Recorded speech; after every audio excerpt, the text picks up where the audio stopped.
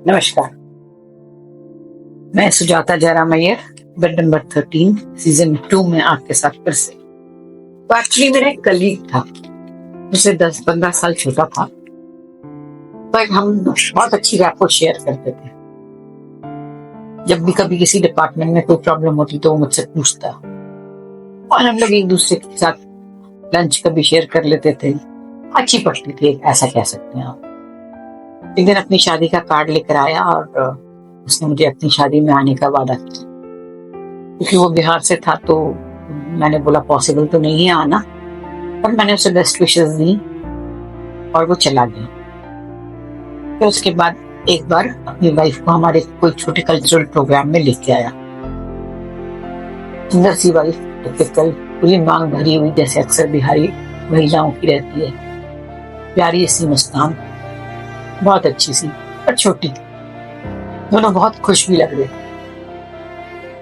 एक दिन 10-15 महीनों के बाद कह सकते हैं, 10-15 महीने बाद मैंने उससे ऐसे ही पूछा कैसी चल रही है तुम्हारी जिंदगी। उसने मुझसे कहा कि उसकी वाइफ जो है वो अलग रहने के लिए कह रही है, जबकि वो अपने माँ बाप का इकलौता लड़का है। वो अलग रहना नहीं चाहता है और वो अपनी वाइफ की भरकस कोशिश में है कि एडजस्ट हो जाए। अब मिलते अक्सर घर के बारे में बातें होती और चल रहा था। एकदम मुझे थोड़ा सा वो अनमना सा लगा। मैंने उससे पूछा क्या बात है, तो उसने मुझे बताया कि उसकी पत्नी जो है वो घर वालों के साथ एडजस्ट नहीं हो पा रही है। घर में था कौन, वो दोनों और उसके मम्मी पापा, इकलौता लड़का था अपने माँ बाप का। और उसकी वाइफ अब उससे कह रही है कि हम अलग रहें। और उसने साथ में ये भी बताया कि उसके मायके वालों का उसके घर में या उसकी वाइफ की लाइफ में बहुत इंटरफेरेंस है, वो बहुत सुनती है उनकी बात।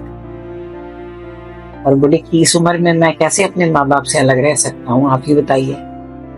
मुझे उसकी बात जायज लगी। मैंने कहा कभी तुम्हारी वाइफ मिलेगी तो मैं उसको जरूर बात करूंगी। मिली नहीं वो कभी मुझे। एक दिन करीब 8-10 महीने बाद सडनली खबर आई कि उसको और उसके माँ बाप को जेल में डाल दिया गया है दहेज प्रताड़ना के तौर पर। मेरे लिए बहुत शॉकिंग था। वो कहीं से भी उस तरह का नहीं लगता था, ना उसका परिवार मुझे ऐसा लगता था। पर क्योंकि मेरा पर्सनल उससे कोई जान पहचान नहीं थी तो मैं कह भी नहीं सकती थी। मैंने आसपास जानने की कोशिश करी तो सबने कहा कि नहीं, उसका परिवार ऐसा है ही नहीं, ये गलत आरोप उनके ऊपर लगा है। पर चूंकि आजकल लॉ इतना स्ट्रिक्ट हो गया कि तुरंत उनको विवेचना हुई और तुरंत उनको जेल में डाल दिया गया। उसके लड़की के घर वाले आए और उसको ले गए और ये लोग करीब 4-5 दिन जेल में रहे। उसके बाद उनकी बेल आने के बाद माँ बाप टूट से गए थे और ये भी बहुत कुछ डिस्टर्ब सा लग रहा था। डिप्रेस चेहरा, दाढ़ी बड़ी हुई, अजीब सा। मैंने उससे 1-2 बार बात करने की कोशिश करी पर वो खुला नहीं। मुझे भी लगा कि ऐसी स्थिति में उससे क्या बात करूं जब तक वो खुद ना मुझसे बात करना चाहे। फिर 8-10 दिन बाद मुझे वो दिखा। मैंने धैर्य करके उससे पूछ लिया कि तुम कैसे हो।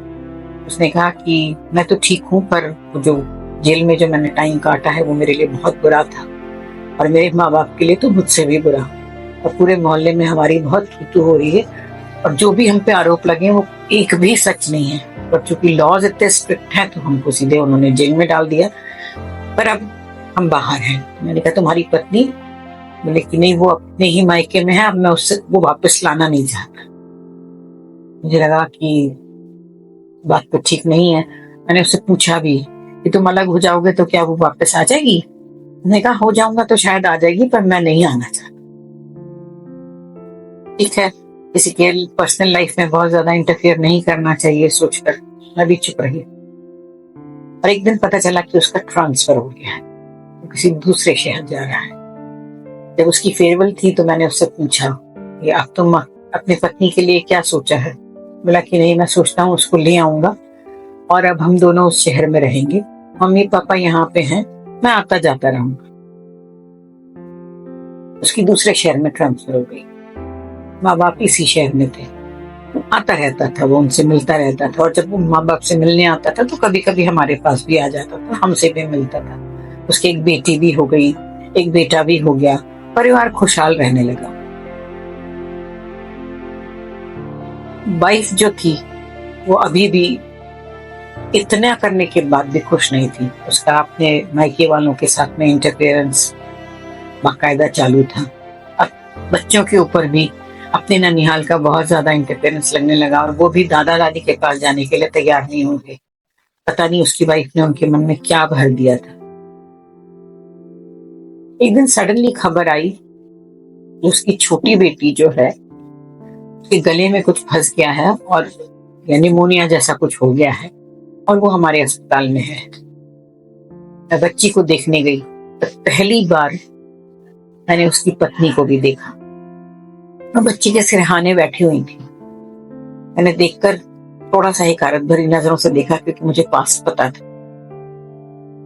फिर भी एक नॉर्मल जो फॉर्मल बातें होती है मैंने उनके साथ करी, और मैंने बोला कि आपको किसी भी मदद की आवश्यकता हो तो मुझे जरूर बताइएगा।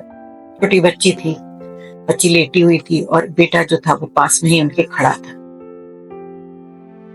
उसके बाद वो भी आया, अपने दोनों बच्चों के बड़े बेटे को ले गया और वो वहीं बैठी रही।